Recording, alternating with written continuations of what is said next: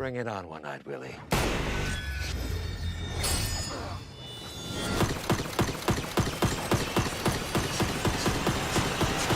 Ooh! Yeah! Your bullets. They're really fast. Welcome to Mojo the Movies. My name is Eric, and joining me today is Justin, who is a producer in our comic books department. How you doing, Justin? Pretty good. This is very exciting because we are talking superheroes, specifically Deadpool 2. We went to see it, and this is our spoiler-free review. So, don't worry. We won't give anything away. Hopefully, no. This is a safe place. No triggers. No, well, maybe some triggers. Maybe, yeah. I mean, this is Deadpool after all. So the first movie I found really it was revolutionary in the way that it treated the superhero on screen. And I got the sense that this movie kind of took that spirit of the first one and just amped it up. Yeah, and to be honest with you, I was kind of worried about that going into this movie, that they would take the things that worked in Deadpool 1 and just kind of elevate them and do them again in different ways. But they didn't go that route. They did take certain things that worked in the first one and just doubled down on them in this movie and kind of brought them to the forefront. There's like way more references to other superhero movies. The self-referential Yeah, stuff. lots of fourth wall breaks, even more so than in the first movie. And it works really well. It didn't feel tired, right? No, it didn't. And that's a testament to the writing of this movie, because it would have been really easy for people to just be like, okay, we get it, Deadpool breaks the fourth wall. But every time it kind of felt refreshing and fun, and that he was kind of on the audience's side in a lot of ways. And I thought that was a real breath of fresh air for this movie. You get the sense that this is, it's just a total free-for-all in terms of insults. Nothing is sacred. Right. Nobody is safe.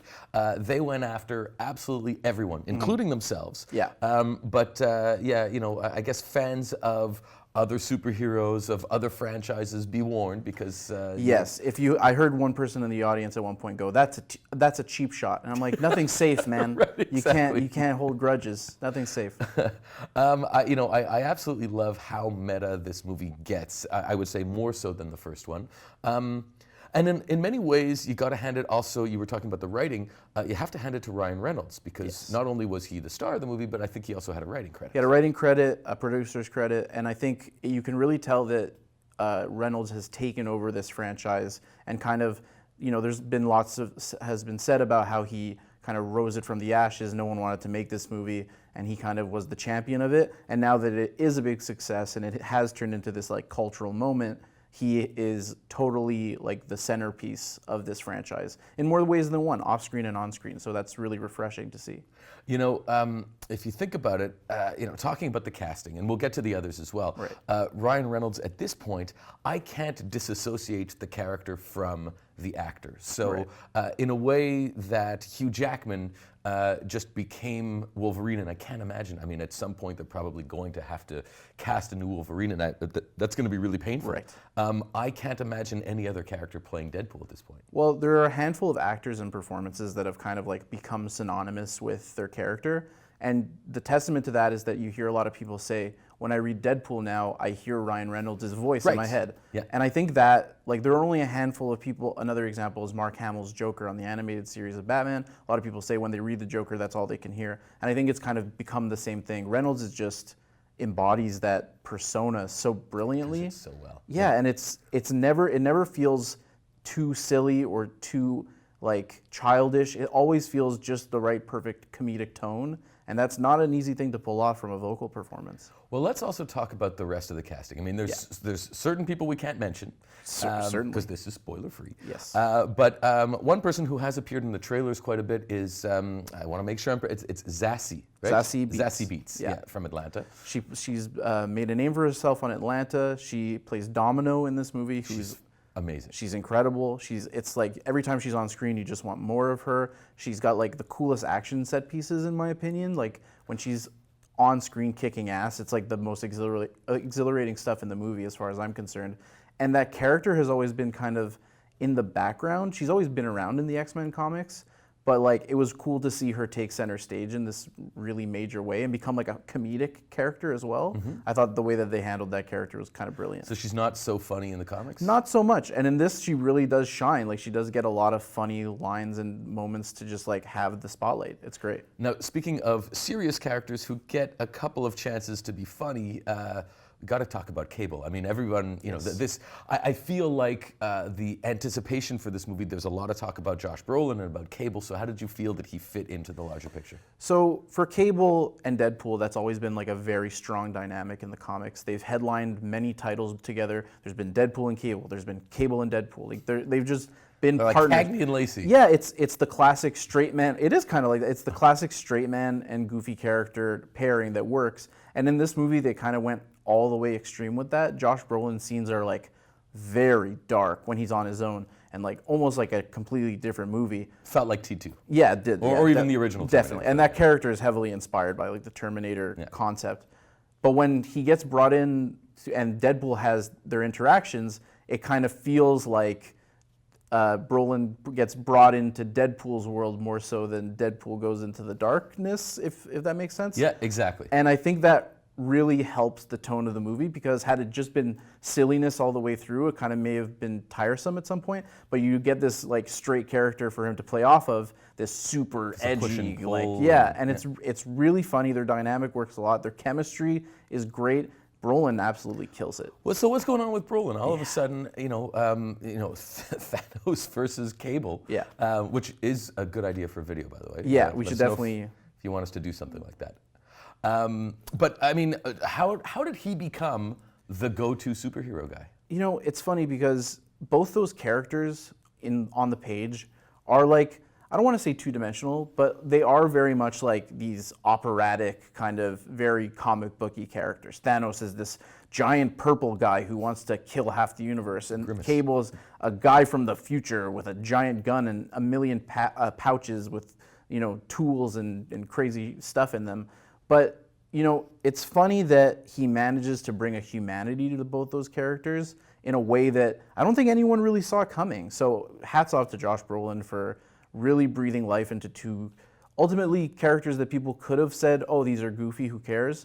He really made them people, and interesting people. Because he's got that gravitas. Yeah. But there was something else I wanted to ask you. I mean, you being a big comic book fan, how faithful do you feel that this is to the storylines in the comics? So for Deadpool, the first movie was actually surprisingly faithful to the comics and the source material. The changes that they did make were like, it made sense cinematically for those changes to be implemented, but there wasn't something so drastic where I was like, well, that's hardly Deadpool anymore. Mm-hmm. And for this movie, they made more changes to certain aspects of the Deadpool mythology, but at the same time, Deadpool is one of these characters where every time a new writer takes him on in the comics, certain things change. He's malleable. He's malleable. His backstory has changed numerous times to the point where it's almost a joke that he doesn't really have a concrete backstory. And I think the way that they went about like presenting elements of his story in this were really smart, and we can get into that when we eventually do our spoiler review. But I think that the way that they handled those dramatic beats that are familiar to Deadpool readers and brought them in so that an audience could understand them without creating these like crazy characters and having to introduce all this backstory was kind of brilliant, and they deserve a real hat tip for that one. And you know, I get the sense that, you know, the MCU has its own rule book about how to translate something to the big screen. The same goes with DC, same goes with X-Men, but it's almost like they're throwing the rule book out the window when it comes to Deadpool. One thing that I really like about this movie, and it's partially because it's allowed to be like silly in its tone, and it doesn't have to like launch this franchise in a way, is for the MCU, when they're gonna bring in a new character, it's a big deal, right? Mm-hmm. Because presumably we're gonna be seeing that character for a long time. When they introduce Black Panther, for example, it's a big deal. Who are they gonna cast? Then they cast the guy. It's like, all right, he's in Civil War, then there's Black Panther.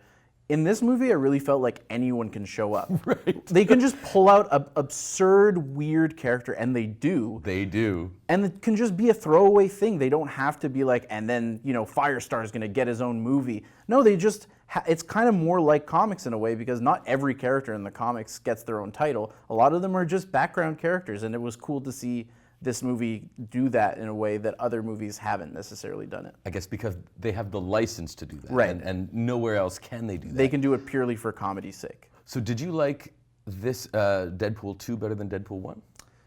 It's a bit early to tell for sure, but I think I did, only because I felt like everything that I liked about the first one was elevated and made even more like concrete in this one. So yeah, I think Deadpool 2 is definitely builds on the success of the first one. What about the action? I mean, clearly the first one was, chock full of action, but this one, again, amped it up that much more. Did you feel that there was a different, the action, the violence? Right. I think the biggest difference is the change in director. So the first movie was directed by Tim Miller, who left the project, and now it's David Leitch, who had been working on the John Wick movies. He co-directed John Wick. And I think you can really tell that change in the action set pieces. Whereas the Tim Miller movie felt like it was about creating these like very awesome, almost splash pagey action moments where Deadpool would skewer the guy and it would freeze on that, and you'd get to like really see that. In this, it felt a little bit more dynamic. There was a lot more movement. The camera kind of followed the action a lot more still, and you got to see everything. And there was a lot more big action set pieces, I found, scattered throughout the movie. At one point, I couldn't believe you were sitting beside a woman who had a toddler. A with baby. Her. Full baby. Who brings a toddler to a Deadpool movie? I certainly would. Very not have, well-behaved baby, I do have to say. It didn't bother me at all. Scared out of his mind. Yeah, must have been. Okay, let me ask you lastly about the story. I mean, there's not much we can reveal, but how did you feel that the story worked, and in comparison to the first one as well? So we talked a little bit about this before, but ultimately I feel like these movies are very silly, and I think they know that. But what's smart about the writing, and hats off to the screenwriters for this, is that from the beginning of both movies, they kind of establish a theme, and they kind of spell it out. In the first movie, this is a love story, and in this one, it's family. And the whole time, you kind of keep it in the back of your head, but you're like, how is this movie about mass murder and violence and all this stuff? How is this about family?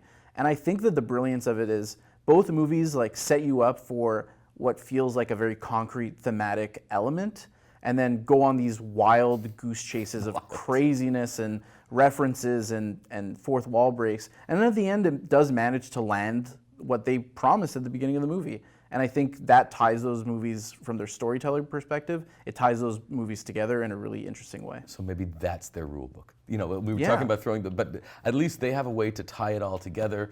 I absolutely love this. Yeah. I think if you liked the first one, you will definitely not be disappointed in this one. For sure. This is about as much as we can say without spoiling anything, so thank you for being here. Thanks for having me. And we will be back once the movie comes out with a full spoiler review, so check that out. And don't forget to subscribe to Mojo Talks for more conversations like this. Thank you.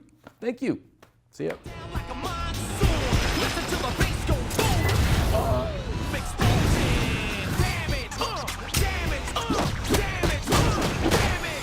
You're no hero.